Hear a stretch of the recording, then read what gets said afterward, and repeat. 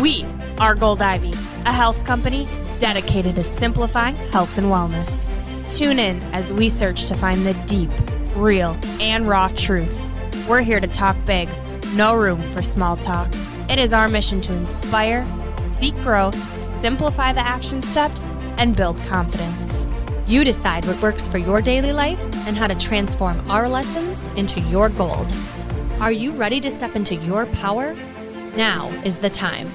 Join us on the fearless pursuit of self-discovery and growth. This is Ivy Unleashed, a Gold Ivy production.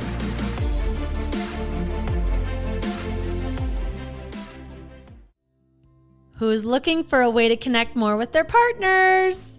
I'm pretty sure everyone is. Good point. We are so excited to tell you about the cutest and most perfect way to keep the spark alive with your significant other. Meet Cute Box is a themed date night box filled with unique items from small businesses around the world. In 2020, a married couple and the creators of Meet Cute, Brenda and Tony, decided to create an experience to help couples actively engage with each other and support small businesses during the pandemic. And after getting our very own boxes, we can tell you Meet Cute subscription boxes are perfectly personalized, and we loved using our items for a date night in. Every box is handmade based on your membership profile, so you and your partner have a new surprise each month. In my profile, I mentioned our love of movies and got the cutest movie genre cube. My boyfriend Ian and I love different types of movies, so I can't express how perfect this is. I also got an energy healing kit with sage that I am so excited to use for my new condo, and the best smelling candle to light after to give me the coziest fall vibes. Head over to our socials to see what else came in my box. Let's just say Tony and Brenda did their research. And mine was themed around a wine night by the fire. Such a fun and intimate way to keep our spark alive. There were other fun items based on my preferences like a candle, coffee, and treats too. It's also a great gift idea for others to disconnect from the world and connect with each other. Memberships start at only $29.99 with each box valued up to $100, and there's even gift boxes available if you want to send one to a friend. So if you're looking for ways to keep date nights fun and exciting, as well as support small local businesses, you can try Meet Cute Box risk-free by visiting meetcutebox.com and use the code GOLD, G-O-L-D, for $5 off your first box. But hurry, the discount expires October 31st of 2022. We can't wait for our next Meet Cute box and a fun new date night. Each box is made for love, with love. And who couldn't use more of that? You are listening to Ivy Unleashed. We have a powerhouse of a woman blessing us with her presence today. We have the privilege of speaking with professional athlete, MMA fighter, influential speaker, yoga instructor, and mother, Camee Adams. Camee, welcome to Ivy Unleashed. Thank you so much for being with us today. Thank you so much for having me. I am genuinely so excited to be here and talk to you. Have some girl chats. Yes. Yeah, girl chats. But we're kind of fangirling because you are kind of a different kind of girl. If you follow Camee, she's like the epitome of an athlete. Someone you follow to inspire you to get fit and be strong and tough. And that's just a word that comes to mind when we think of you. I mean, you're a fighter, you're a yoga instructor, just the epitome of strength. And getting to know you and learning more about you and seeing the braids that you're kind of famous for in fighting. When we read on your website, we were reading about you, and you say the three strands woven together represent the strengthening of the mind, body, and spirit. Emotional strength, mental strength, spiritual strength. Those are weaknesses that I've had to fight to improve. And so we would love for you to talk about just the strength in your life that you've had to build over the years. I would love to talk to you about this. And I don't know why I'm getting emotional, but it's been a lot. And when I tell you I have literally fought to strengthen all of those weaknesses, I literally have fought, but there was so much more going on behind the scenes that I had to fight for. Over the last few years, I have been being taught how to turn immense pain into power and self-love. Turning rage, anger, depression, grief into joy, happiness, and ease. unneeded shame, guilt into the most compassionate, self-loving version, of myself, which takes a lot of work. And choosing to let mistreatment, trauma, hardship absolutely transform me into the healthiest version of myself that you're seeing today. When you read She Has Fought for That, I quite literally have, in more ways than I think anybody will ever know. So I appreciate that introduction. It means a lot. Well, we're so happy that you're willing to talk to us about it, because I think it's really important as you're scrolling through Instagram and you're following these people that really inspire you to know their story, that this doesn't just happen. Like, you weren't just gifted the way that you look or the habits that you have. You have really been through a lot. And the reason that you're thriving is because you've dug into your mental health. You've done a ton of work there, which we don't know how you're okay. We don't know, is there therapy? Is there coaching? Like, what have you done to kind of get to this point where you are okay? First and foremost, fighting was a huge catalyst to help me become well. Yoga, therapy, an amazing support system. Without knowing my backstory, we can get into that. But fighting absolutely was the catalyst. Like I said, yoga, personal training, weights, cardio, all the many, many therapy sessions, EMDR therapy sessions. I actually have done a whole series of ketamine therapy, which helped me rewire very traumatic pathways in my brain that just kept me stuck for so long. I hope that answered the question. I feel like I might need to give more context of my backstory so that you can know why I went through therapy, why I chose to, fight, chose to continue on with the yoga. Yes, we would love to hear anything that you're willing to share about your story.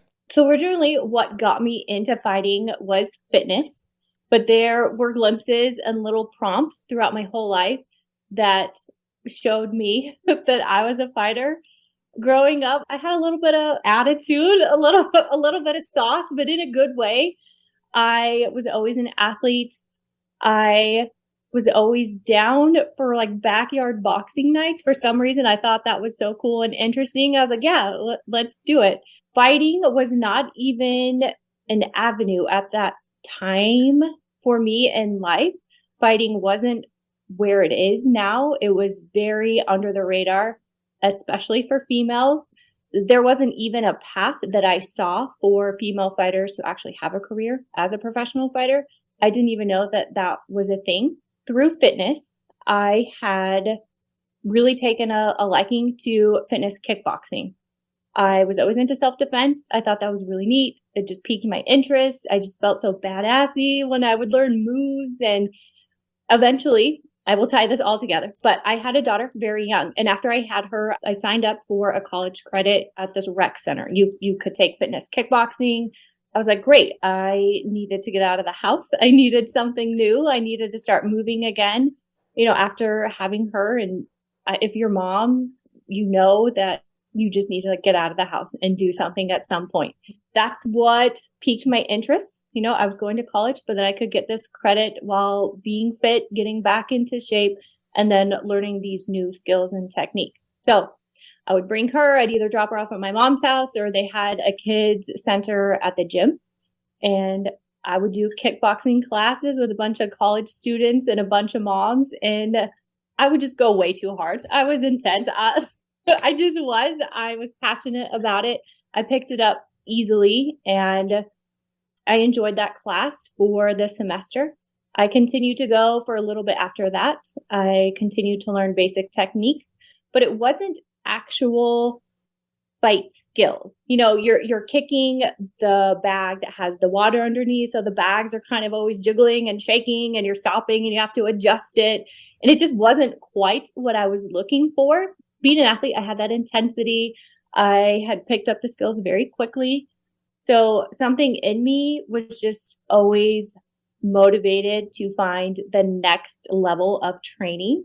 Eventually that came through a different gym. So I still didn't know that I was going to be fighting yet. It still wasn't really an option. But a fitness gym that I had been going to, one of the local fighters had set up a section of the gym that had heavy bags. And then they had also brought in mitts. And so it was going to be a real fighter teaching the class. And I just thought that was the greatest thing ever. And I was pumped and I was going to go. And it also worked because I could bring my daughter. And so that was my next step. So I started taking those classes, and that's where I really learned more about fighting. And at this time, fighting was also evolving. I'd gone to local fights. There was a female bout that I was so inspired by, and I could actually see a pathway for me to become a fighter. I was still scared of it. I was still very fearful, but something about the training just spoke to me, and it continued to speak to me. So I kept showing up. I continued to take classes at that gym. It wasn't a sparring gym, so I wasn't actually fighting people yet. It was just still learning technique, and I was getting introduced to jiu-jitsu, which is the ground game. Eventually, I found a real fight gym. So I started sparring. I started taking classes more seriously. I would show up twice a day, and eventually they're like, hey, you're pretty serious about this. Do you want to start taking fights? And I was like, yep, let's do it. What is that like, the first time going in the ring and knowing like, I'm going to get hit and like actually hit a person and like try and really hit them hard? It's an interesting feeling, and you train for that though. That's why you're sparring, is to get those reps in the gym. It sounds terrible to say, but you are learning how to take a hit and then fire back. You're preparing for that. It's not quite at the intensity as it would be in a real fight, but it's an interesting feeling. And when you get hit, you'll decide if like, hey, I can handle this, and you'll want to fire back, or you'll get hit and be, I don't want to do this anymore. and it happens. You know, some people just really don't like it and it's not for them. And that's understandable. For some reason, it didn't bother me, and I really enjoyed learning how to fire back. Yeah, I'm trying to compare it to like running a marathon, right? Because it's like, I know there's going to be pain involved, and I keep signing up for more of them, right? It's like you build this mental toughness, right? So I'm curious, what is that like physically getting hurt by someone else, and then you stay in there, and then you're physically exhausted too? You know, it's like, what is that like? It's a skill that you learn how to develop. Mental toughness is one of those skills through fighting that I have absolutely had to learn. What it's like is, you know, I mean, you have a choice, you can quit, but if you're a fighter, you fight. That's just kind of what is in you and what you do. And you just fight. I don't know how to explain it. That inner fighter in you, it sounds like. Yes. And that's what I'm saying. It is not a sport for everyone. And that doesn't mean that you can't be a fighter outside of the cage. There's many ways to be a fighter. But having that athletic background, having a little bit of, I don't know what you would call it, fire. You know, some people just have a little bit more of that. There's not a ton of quit in the cage, you know, and I go in there, I want to win, you know, certain things happen. And of course I've had losses and all of that, but mental toughness is definitely a skill that gets developed every day in practice. A saying a lot of the fighters have is, I only died a little today. You know, each practice you're dying, you are literally getting your ass kicked. So you get used to it and you can push through it, but it's a saying a lot of people say is, I only died a little. Yeah. It's interesting to think about though, how it kind of reflects your life, you know, how you've been knocked down multiple times in lots of different ways, and you keep getting back up again, and you're so strong and a mother and all of these things. And so I'd love for you to kind of get into your personal story of how you've had to be a fighter throughout your life.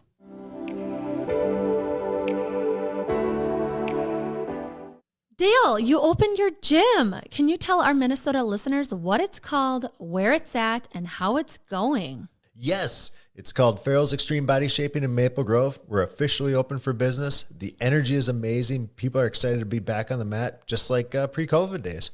Awesome. I can't wait to check it out. But I've never done kickboxing before. What can I expect? Yeah, we offer intro classes. We start with the basics and we're 100% beginner friendly. So if I don't have any gloves or experience, I can fit in there? Absolutely. We have gloves, everything you need. Just show up with your bad self and a good attitude. We offer strength training classes, kickboxing, and advanced kickboxing classes. And we regularly offer a 10-week transformation challenge with 5 to 6 days a week of classes, nutrition counseling, and a private Facebook group that provides 24/7 accountability and support. That sounds awesome. We'll link Farrell's Extreme Body Shaping in our show notes so our listeners can easily find you. And I'm just curious, Dale, what are you hoping they experience by joining your gym? I'm hoping people learn that they can start where they are, that there's an athlete in everyone, and that they're capable of turning their health and their life around. Hey, if I can beat stage 4 cancer in under a year, I'll help you prove to yourself that you're physically and mentally capable of so much more than you think. Love that. And last question. Can you give our Minnesota listeners a deal? Heck yeah. Mention IV Unleashed or Gold Ivy Health Co. when you come in, and we'll get you a free intro week. See you on the mat.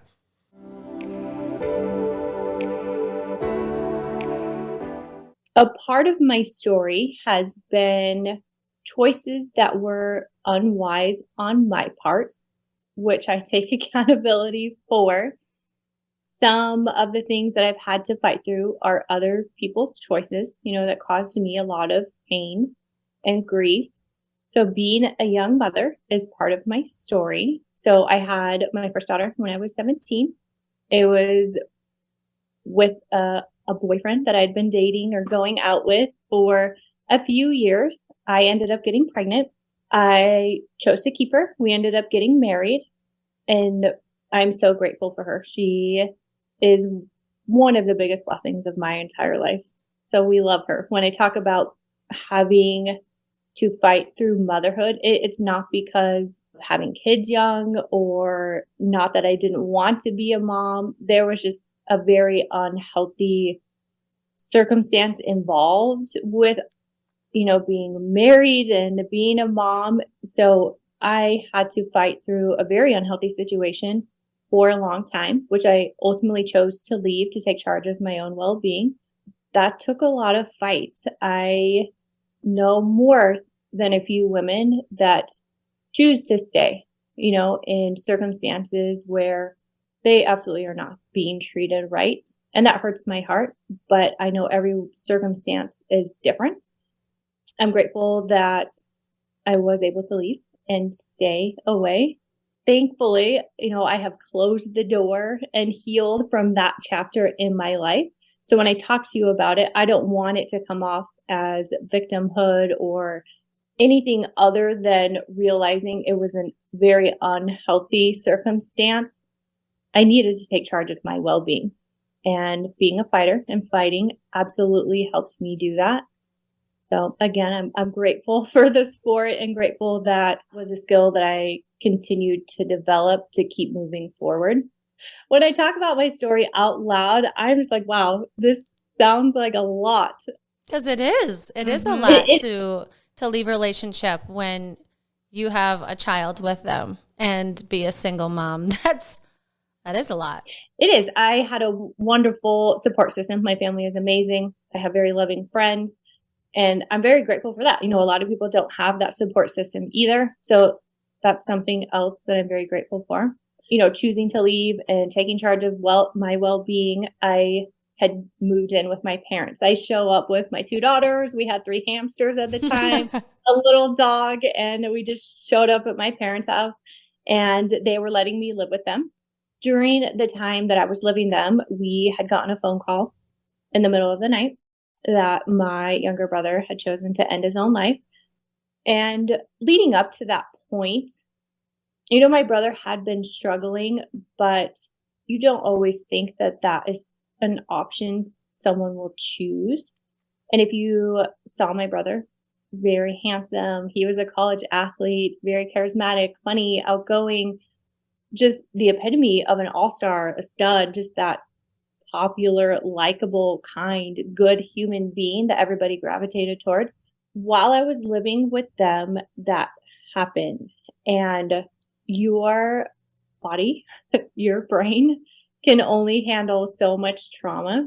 So through all of this, I literally was just fighting to survive. You may have not seen that from the outside, but that's what was happening. I was numb for a long time. I wasn't able to process those traumatic events for a few years after, probably 5 or 6 years. I wasn't able to really process, everything that had happened within that 6 months. So that took time.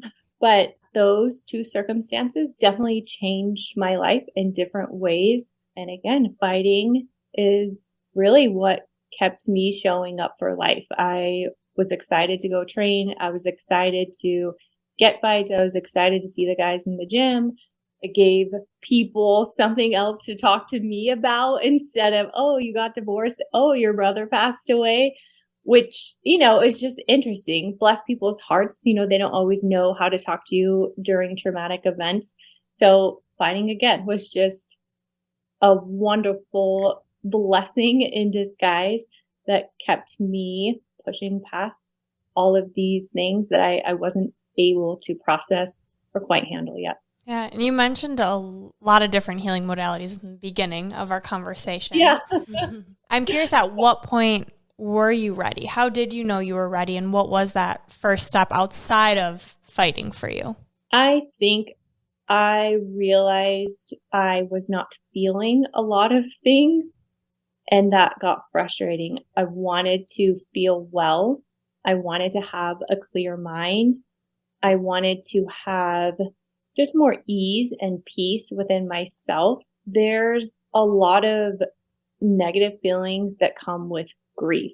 Grief is a very complicated emotion that affects you physically, cognitively, behaviorally, spiritually.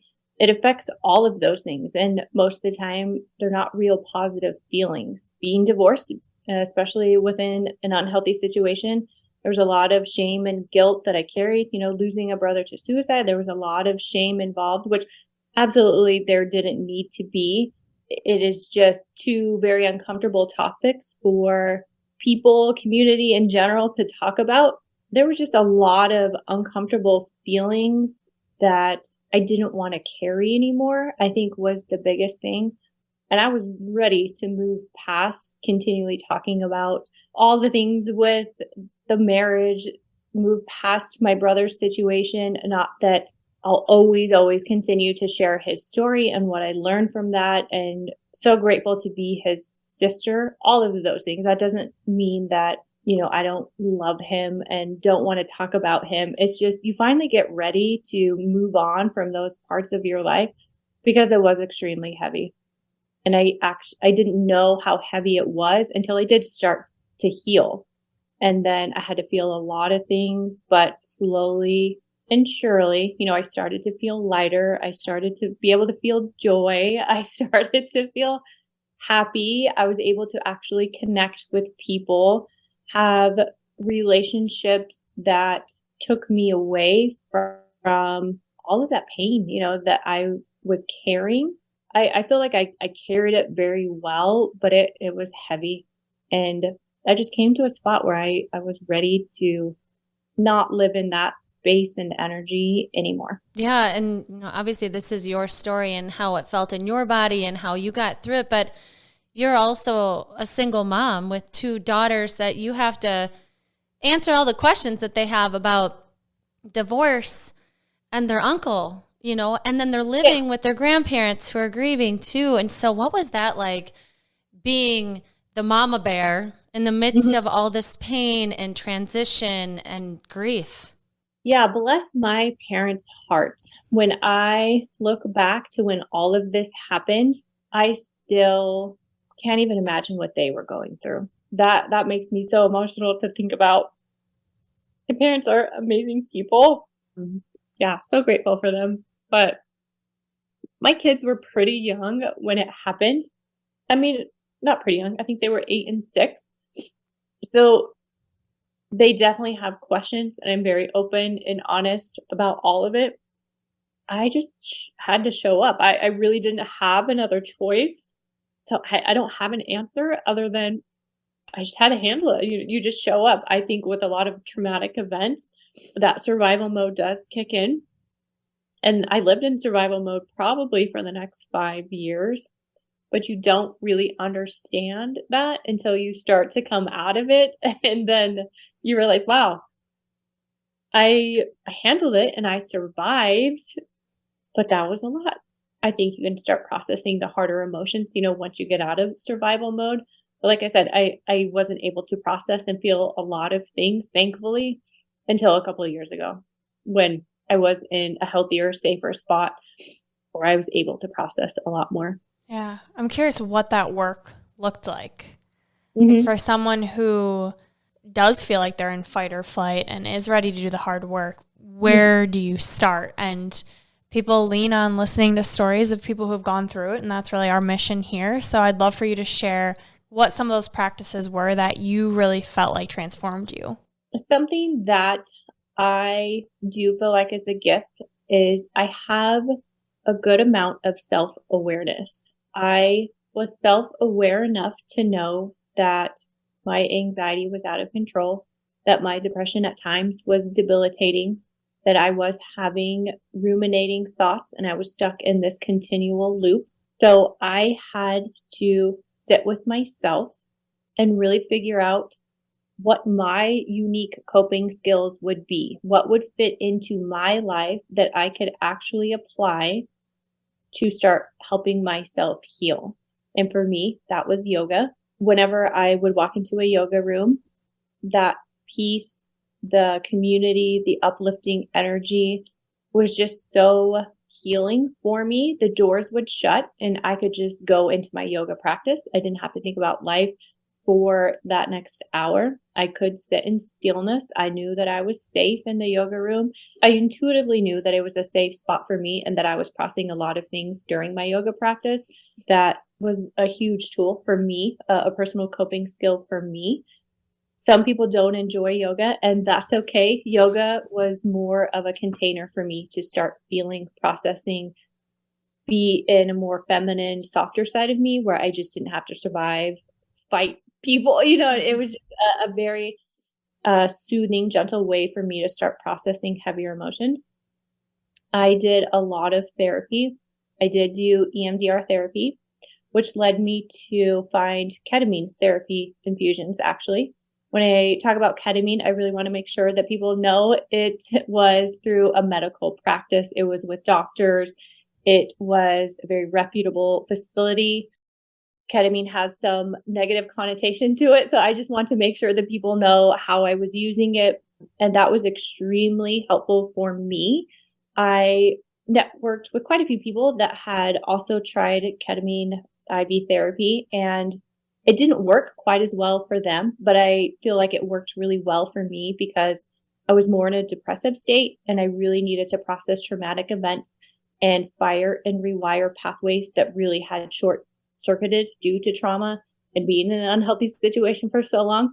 So that, in conjunction with therapy, were two huge tools that really were a catalyst to continue to work through heavy emotions. But those were short-lived. The day-to-day practices like yoga, weightlifting, fighting, those were my staples for working through a lot of just day-to-day mental processing, feeling motivated to show up for life. I would say those things. Of course, fighting. Something about fighting for me, if I'm depressed, it just kicks me out of that depressive state. Mostly because it is high energy with all the different punching and moving. Like you do have to work both sides of your brain. So looking back, it was a form actually of EMDR therapy. I just didn't know that it was. Having a therapist just to work through those things with. Finding ketamine was a huge tool. But like I said, it was just for a few weeks, but it really did help rewire my brain. And then continuing journaling practices, eating good food, making sure that I was creating the best container within myself to process all of these heavy events. I love that. I love the self-awareness of tuning into what am I capable of even trying, and you were always drawn to athletic type things, movement. How wonderful to find something that was more gentle for you too, just to switch it up even, because you never know. Like I remember after my miscarriage, I went into a yoga room And I think it was exactly what you said, like the safety of the room and knowing I was with this instructor that made me feel so comfortable. I was crying before I even got on the mat. It was just like, and then part of me just like laid there in Shavasana and just cried, and she knew what was going on, so it was fine. But it's important to find those things that you know exactly what you said make you feel safe, especially when you're going through a lot of pain. And you kind of talk about the gift of pain and how it can transform you. And so I'd love for you to talk about that, like the transformation that you've seen from either physical or emotional pain. Pain absolutely changes you. And I do feel like it can change you for the better or for the worse. And you get to choose how it works for you. It absolutely can work in your favor if you choose to let it. With grief, it's a tremendous amount of pain. It's not easy to feel all of that pain. How it transformed me was leading me to find healthy coping skills so that I could come out on the other side a healthier, happier, more badassy version of myself. I very much could have chosen a different route in my survival phase. I could have drank. I could have done drugs. I could have continued to choose unhealthy partners and continue that toxic relationship pattern. Through my brother, I will say this, alcohol was an issue for him. I knew that going that route was not going to serve me in any way. So as much as I didn't want to feel all of these things that I had to feel, I knew that pushing through all that pain, I was going to come out on top. I was going to come out okay because I was choosing to let it transform me, even though it sucked and it was terrible and I was mad and angry and sad and upset, all of the feels. I, at the end of the day, would go to bed just really proud of myself of how I handled that. And when I talk about shame and guilt, if there was a day that I didn't handle it as well as I would have liked, I was able to turn that around because I knew that I had other positive, uplifting coping skills that could bring me right back, to the space where I felt well and I felt uplifted. Pain, yes, can absolutely transform you, and it can transform you into a better version of yourself if you will let it. I think what I'm hearing too is like accepting the pain and not numbing the pain, hiding from the pain. It's like you got to a point where you're ready to tackle it, knowing the only way out is through, which sounds so cliche, but it's so true. It is. And so many people do choose to pick up the bottle, to gossip, all of these forms of negative coping skills. And so I'm curious your view on how to switch that mindset. You mentioned awareness, which I think is a really crucial piece. But for someone who does feel stuck and is in that numbing phase, what would you recommend? What do they want their life to look like in a year, in 2 years? I had a very good example of if I chose to drink and if I chose to go out and party, or if I chose to handle it a different way, it can lead you to really dark places that is going to be much harder to work through than if feeling stuck and choosing the next right step, positive step. I don't necessarily think being stuck is a bad thing. You just don't want to stay stuck for a long time. And if stuck is where you're at, that's okay. Just know that there are positive ways to move forward. And I would hope that they would choose to fight for those positive ways rather than choose something negative. It's just not going to take you to a place that you want to go. I don't know how else to say it. I think with my circumstances of, getting pregnant so young, I saw how an unhealthy relationship bound me to that decision for the next 20 years of my life. I saw how alcohol and drugs affected someone's mental health and how they felt about themselves that took them to, the path of suicide with my brother. And these are just very extreme examples, but I've lived those extreme examples. So I can tell you those choices little by little will either take you to that better version of yourself, or they're going to take you somewhere that you probably don't want to end up. self-awareness, I think, and just like hearing those stories of paths that really can go two different ways, and you have a choice. You really do. Even if you're in survival mode, I think we are aware of what choices are going to help us, what choices are going to set us back. You got to fight really for which one you want to choose. And just because if you choose the more negative one day, it doesn't mean you can't choose a positive one the next day. I took 2 steps forward, 1 step back for years during my grieving process. But now that I'm here, I'm so grateful that I chose, more positive choices than the negative ones. Well, another choice too is to share your story and how you got through it. I think anybody listening that feels like they've been through something challenging, I'd encourage you to talk about it. Whether you come on our podcast or you share it with someone else, it's powerful. I mean, that's why people read books. That's why people listen to podcasts. I know when Brooke's been in a low spot, she floods herself with positive messages because sometimes you need to get help outside yourself. If you feel stuck, and sometimes you just can't do it yourself. Like you're too low, your brain can't even function the way that you need it to function. And so I'm so happy that you're talking about your experience because it can help so many people get unstuck by hearing how you did it.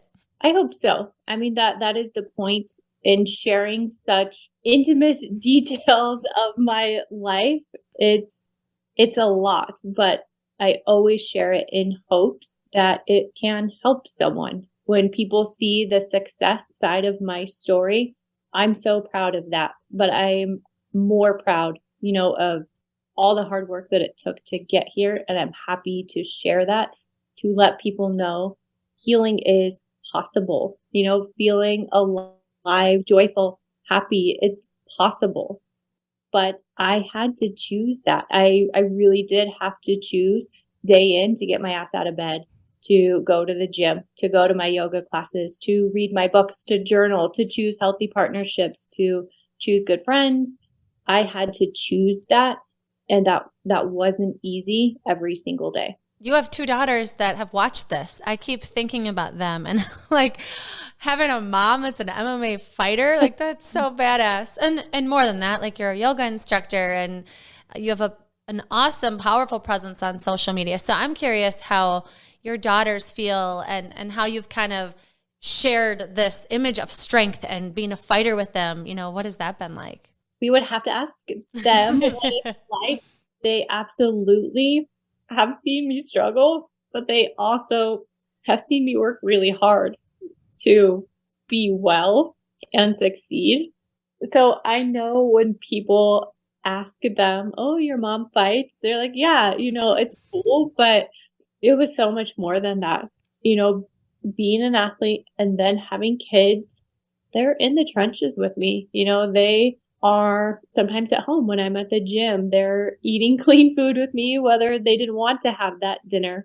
Yes, they have seen me struggle, but they have absolutely seen me thrive. And, through all of that, I hope that, they know that they can do hard things. We did a lot of hard things together. A lot. So I don't know. We'd have to ask them, but I mean, I don't want to speak for them like you're saying, but to see their mom pick herself up time and time again, to choose the hard choice in the moment, knowing that down the road it would lead to, I don't want to say the easier life, but the life worth living down the road. Like, what an example you are and how lucky they are to have you as a mom. I'm so lucky. I get to be their mom every day. I'm so grateful that I get to be their mom. They are beautiful women, hardworking, smart, intelligent, strong. And I think people see this such strong version of me, which is great. I absolutely am resilient, strong, and I show up in that energy because that's authentically who I am. But, the softer parts of me, also what they get to see and be with. And I hope that part of me is also something, that they take with them. I could have been angry and hateful and mean. They have definitely softened me, and have helped me stay loving and just so grateful, for life and to be a mom and to do all the things that I get to do, even in the midst of hardships and pain and all the other crap, but. Yeah, it's beautiful that they see this real raw side of you. I think you can be this tough mom that doesn't talk about anything and doesn't show them the hardship, but they're eventually going to have hardship too and have you as an example. So we don't know what exactly maybe they're taking from you. We could ask them, but what are you hoping that you're showing them as an example for them? I hope that I am showing them resiliency. I hope that I'm showing them unconditional love, self-compassion, and how to continue to fight for themselves. I don't love saying it because I do actually fight, but it's so fitting. I literally have had to choose to keep fighting for myself. That was fighting for myself through being a young mom. I had no idea who I was, when I had them. So they have literally grown up with me, and I hope that they see that I really fought for them to thrive in their own lives, but then I also fought for me, and they will see that when they have their own kids, that just because you're a mom doesn't mean you have everything figured out, and moms wear so many hats and self does get lost. And that's something that I really had to fight for, was figuring out who I am. How do I want to show up for life in being a mom and being an athlete and being an entrepreneur, all of these things. So I hope that they see that they can do it all too, and that they will keep fighting for them and their goals and their dreams and who they want to be, because it's not easy. Women wear so many hats and self gets lost.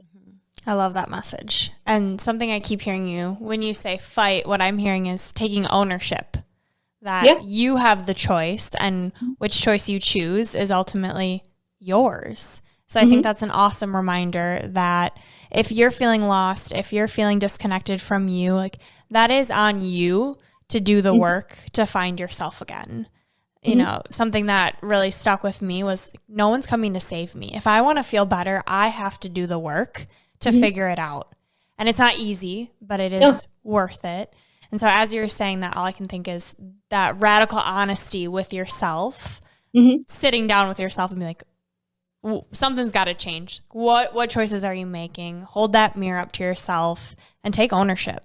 Which absolutely is not easy, especially if there are mental health conditions, if there's trauma, if there's hardships, if there's not a lot of support, which a lot of women don't have. They don't have a lot of support, in motherhood or being a wife or whatever it is. So it's not easy. So when we just say you have to choose, it's not easy.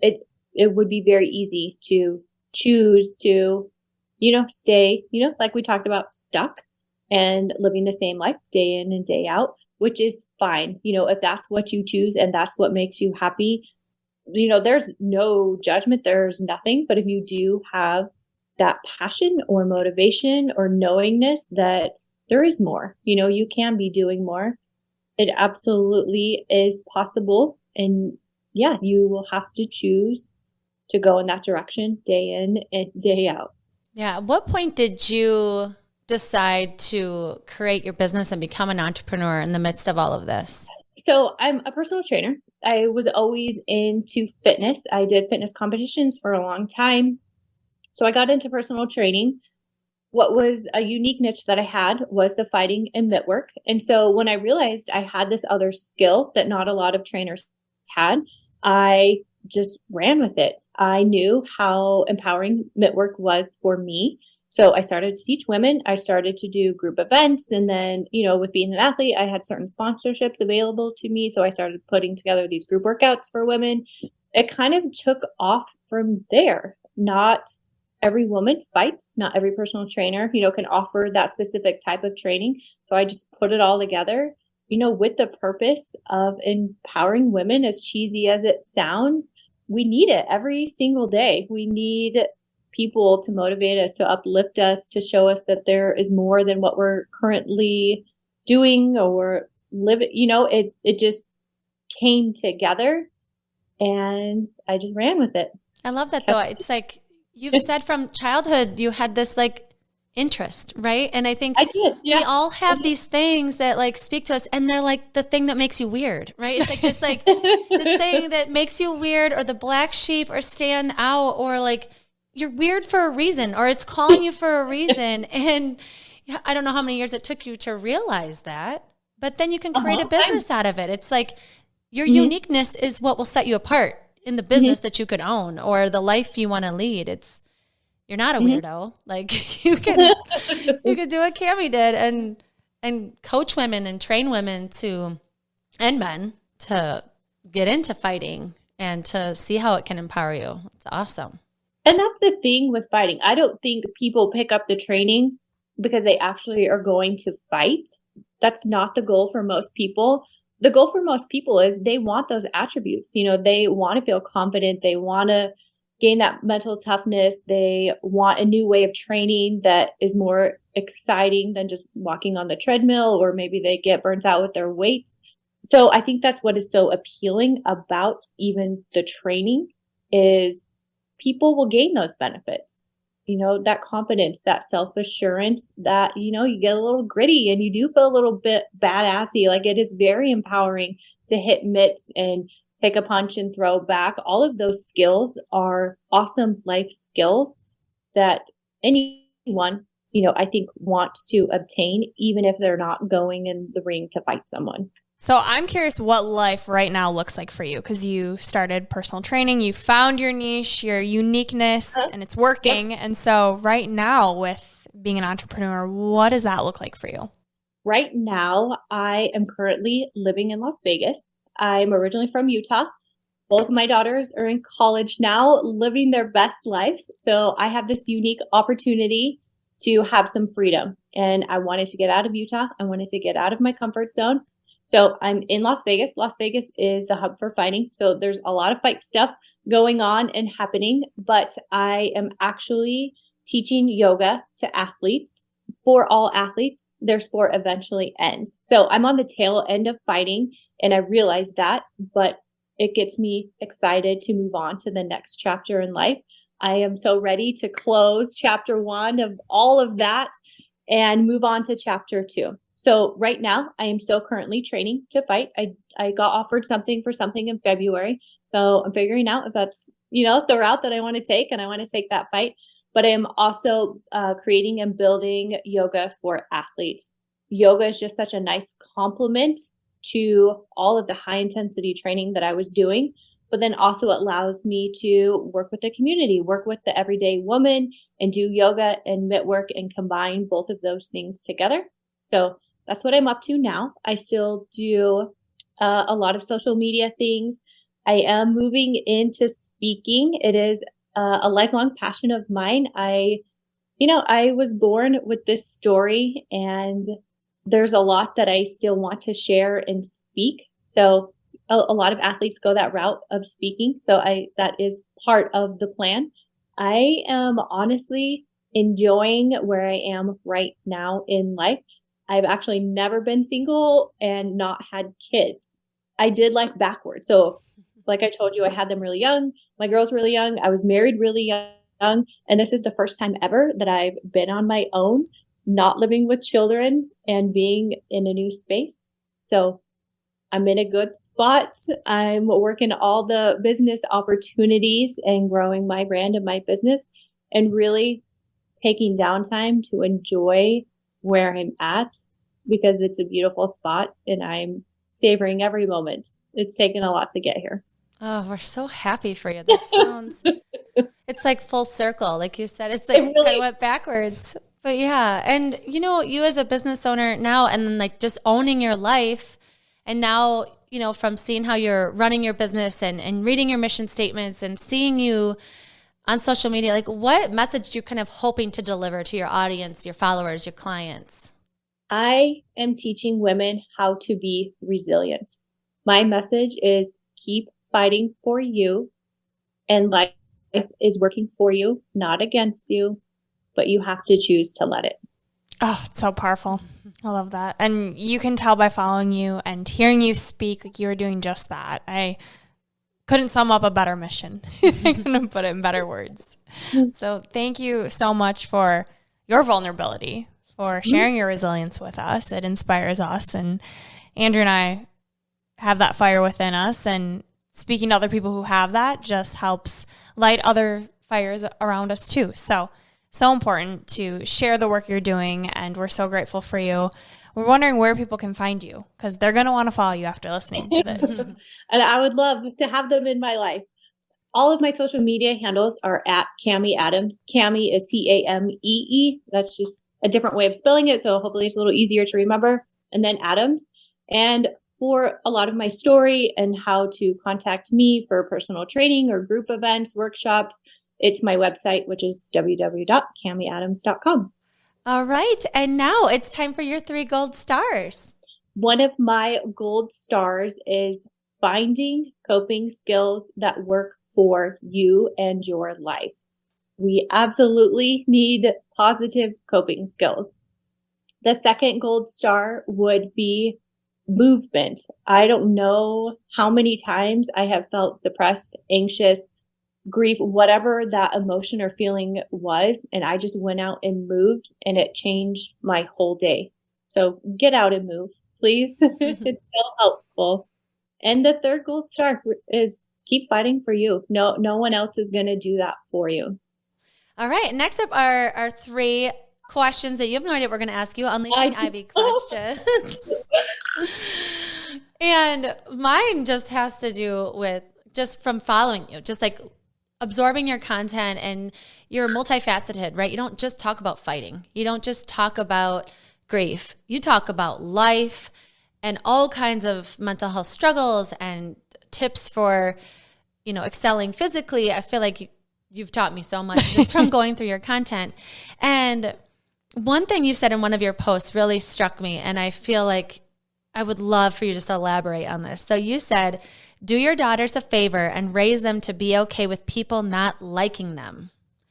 So as many women who listen can relate to being a people pleaser, or we have this natural tendency to want to be liked. How have you tried to create this lesson for your daughters? Building that inner self-confidence and assurance that they are loved no matter what by me, that everybody has a unique path and you are not going to have everybody like you. And that doesn't mean that you're not a good person or that you're not amazing and lovable. And continuing to help them find their own unique lane.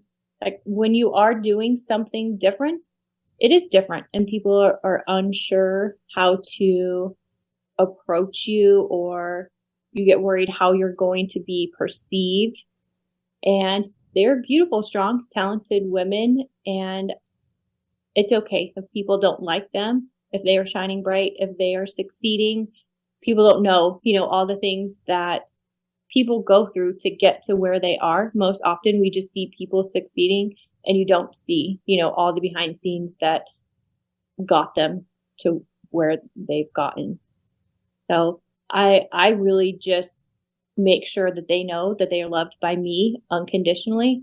And if they like themselves and how they're living life and what they're doing, it is absolutely okay if people don't like them. I love that. I think that's a constant reminder that everyone needs. Mm-hmm. People's opinions of you aren't your business. That's something I heard that it's always stuck with me, and it's so true. It's tough. It's easy to forget. It's tough though, because you want to be liked, but that's a great reminder. Thank you for that. Okay, my question has to do with fighting.